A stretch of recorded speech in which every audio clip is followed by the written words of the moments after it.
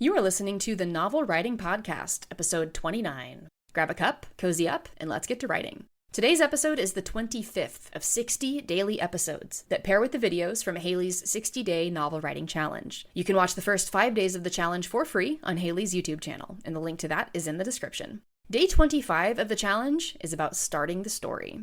If you remember nothing else about this day of the challenge or of this tiny popcorn podcast episode, it's that you have to start your story where the story starts.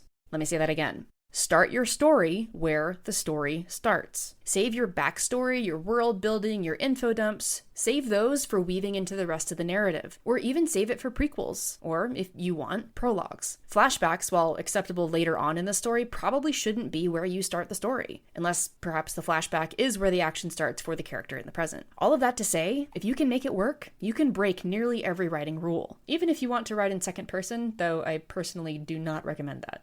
My first book, Mark of Stars, had 1 or 2 different beginnings before I got feedback from Critique Match that made me switch out which chapter was first. In the first draft, it started with Emma in her high school finals, but it moved slowly, it didn't grab people, and ultimately it felt like a boring way to start the book, even though it felt like I should have it there because chronologically that's where I had things starting, but I ended up moving things around and took the chronology and made it a little bit different. So after getting that feedback, I did something that I didn't even tell Haley about until she got draft 3 for our 3rd round of developmental edits. And she was super excited to see how I'd switch things around to open with Luke at his job in a power plant, about to witness firsthand the result of a vision that he'd had a few days before. And since that book came out, I've had multiple readers tell me how the first chapter sucked them in. And that's 100% what we want to hear as writers, that the first chapter or even the first pages of the book are so grabby that the readers can't put it down. I've even had a few people tell me that they don't normally read, but they read my book. And as a writer, that is super gratifying.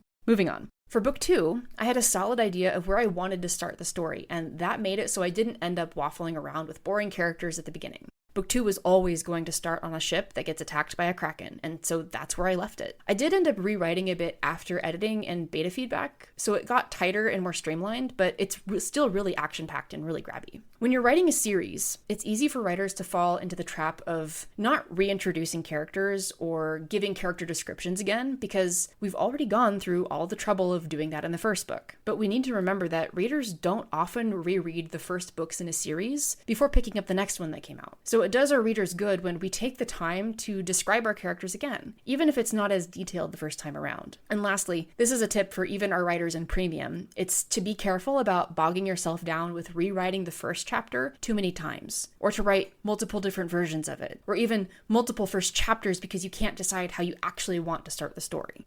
Falling into this trap keeps you from progressing into the rest of your book if you're convinced that you have to get this first chapter right before moving on. That's not the case. You can always revisit the first chapter during edits and rewrites, and make the determination then if it needs reworking in order to really make the story shine. That is it for this companion episode to Starting the Story. Thanks for joining me today, and I will see you tomorrow for day 26. Thanks for listening to the Novel Writing Podcast. If you're ready to stop struggling and start finishing your novel, check out the 60-day Novel Writing Challenge. It's a step-by-step program designed for solo writers to complete their first draft with clarity and focus. Visit the link in the description to learn more.